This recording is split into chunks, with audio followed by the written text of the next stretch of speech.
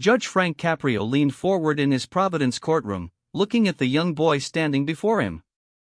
The courtroom was quiet, the kind of silence that holds anticipation. He asked a simple question: "What would you do if you were the judge?" The child's answer, delivered without hesitation, would stop everyone in their tracks and reveal something profound about innocence, justice, and the human heart. Frank Caprio has presided over Providence Municipal Court for decades, but he's not your typical judge. Born to Italian immigrants in Providence, Rhode Island, he grew up understanding struggle, empathy, and the weight of circumstance.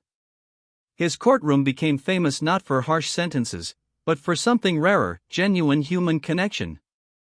People travel from across the country hoping to appear before him, knowing they'll be heard, truly heard, perhaps for the first time in their lives.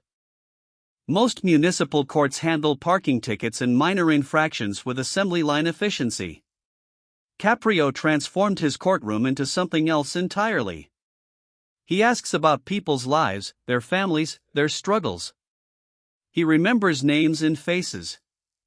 The television show Caught in Providence began documenting these interactions, and millions of viewers worldwide discovered a judge who treats every person with dignity, regardless of the violation that brought them before him. But this case would stand out even among thousands. On this particular day, a young boy entered the courtroom alongside his father. The child couldn't have been more than 8 or 9 years old, small enough that the courtroom benches seemed enormous around him. He wasn't there because of anything he'd done. His father had received a parking ticket, a minor infraction, but had brought his son to the hearing. Perhaps he wanted to teach his child about responsibility, or maybe childcare arrangements had fallen through that morning. Either way, the boy stood nervously beside his father. The father's case was straightforward: a parking ticket issued in downtown Providence. He had parked in a restricted zone, the kind of violation that happens dozens of times daily in any city. The fine wasn't substantial, but for families living paycheck to paycheck, even small amounts matter. The father explained his circumstances respectfully, not making excuses, simply providing context. Judge Caprio listened as he always did, with full attention, taking in not just the facts but the person standing before him. As the father spoke, Judge Caprio's attention drifted to the young boy. The child stood quietly, eyes wide, taking in the formal courtroom with its high ceilings, official seals, and the elevated judge's bench. Caprio has seen thousands of defendants, but children in his courtroom always capture his attention differently. They remind him of his own grandchildren, of innocence, of the importance of the lessons we teach through our actions. He could see the boy was listening intently to every word exchanged between his father and the judge. Judge Caprio paused mid-hearing and did something unexpected. He addressed the boy directly, asking him to come closer to the bench. The courtroom grew quieter still. The father looked surprised but nodded encouragingly at his son. The young boy approached slowly, perhaps intimidated by the formality of the moment, by the judge's robes and elevated position. But Caprio's warm smile cut through the intimidation. He spoke gently, making the child feel safe rather than scrutinized. This wasn't part of standard courtroom procedure, but Caprio has never been bound by standard procedure alone. Caprio began speaking to the boy about his father's case, explaining it in simple terms a child could understand. "Your father parked where he shouldn't have, and now there's a consequence, a fine that must be addressed." The judge watched the boy's face as he processed this information, seeing the wheels turn in a young mind grappling with concepts of rules, fairness, and justice. This wasn't just theater.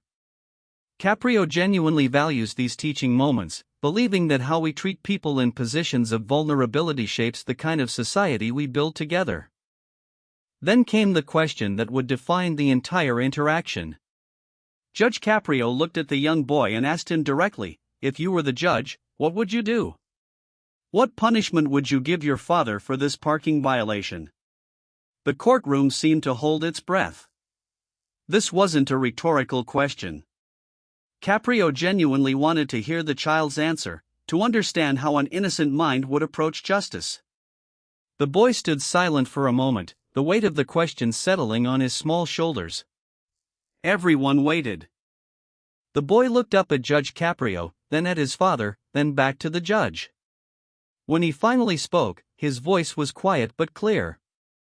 He said he would forgive his father. Not dismiss the case on technicalities. Not reduce the fine to something more manageable. Simply forgive. The word hung in the air like something sacred. In that single word, the child had cut through all the legal complexity, all the bureaucratic procedure, and reached the heart of what justice could be at its most merciful. Forgiveness. Pure, simple, unconditional forgiveness. The impact was immediate and visible. Judge Caprio's expression shifted, touched by the profound simplicity of the response. Court staff exchanged glances. The father's eyes glistened. In decades of hearing cases, Caprio has encountered every excuse, every explanation, every appeal to mercy. But this child's answer wasn't an appeal or an argument. It was simply truth as a young heart understood it.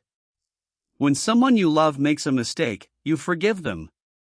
The sophistication of adult justice systems had been distilled to its essential element by a child who knew nothing of legal precedent.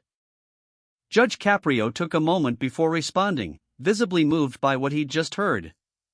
He has often spoken about how his courtroom teaches him as much as he teaches others, and this was clearly one of those moments.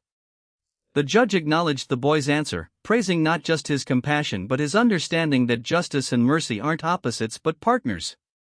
He explained to the child that forgiveness is important, but so is learning from our mistakes. The conversation had transcended a parking ticket and become something larger, a meditation on how we treat one another. When Judge Caprio rendered his decision, he did so with the child's words clearly in mind. He acknowledged the father's violation but took into account the circumstances, the evident responsibility the man showed by bringing his son to court, and yes, the lesson in forgiveness the boy had offered. The fine was reduced significantly, not dismissed entirely, because Caprio believes in teaching accountability alongside compassion. But everyone in that courtroom understood that something more important than the legal outcome had occurred. A child had reminded adults what matters most. When the video of this interaction was posted online, it spread rapidly. Within days, millions of people had watched the exchange between Judge Caprio and the young boy. Comments poured in from around the world, from people of different cultures, languages, and backgrounds, all moved by the same simple truth the child had spoken. In an era of harsh rhetoric and rigid positions, here was a reminder that wisdom sometimes comes from the most unexpected sources. The boy hadn't studied philosophy or law. He had simply spoken from his heart about someone he loved. That young boy likely doesn't fully understand the impact his words had. He answered a question honestly, without pretense or calculation, and in doing so reminded countless people about the power of forgiveness. Judge Caprio has said that moments like these are why he continues to approach each case with openness and humanity. Every person who enters his courtroom carries a story, and within those stories are opportunities for understanding, growth, and yes, forgiveness. The child's answer wasn't just about a parking ticket or even about his father. It was about how we choose to see one another. In courtrooms across America and the world, justice is often portrayed as blind, impartial, concerned only with facts and law. Judge Caprio demonstrates that justice can be both fair and compassionate, both firm and understanding. The legal system at its best serves not just to punish but to teach, heal, and restore. When a child speaks about forgiving his father, he's not dismissing accountability. He's recognizing that people are more than their worst moments, their mistakes, their violations.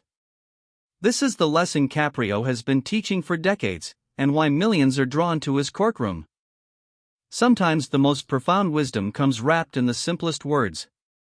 A young boy, standing in a courtroom beside his father, was asked what he would do if he were the judge. He didn't invoke precedent or policy. He didn't calculate consequences or consider optics. He simply said he would forgive. In a world that often seems hardened, cynical, and quick to condemn, that answer stunned the court not because it was sophisticated but because it was true.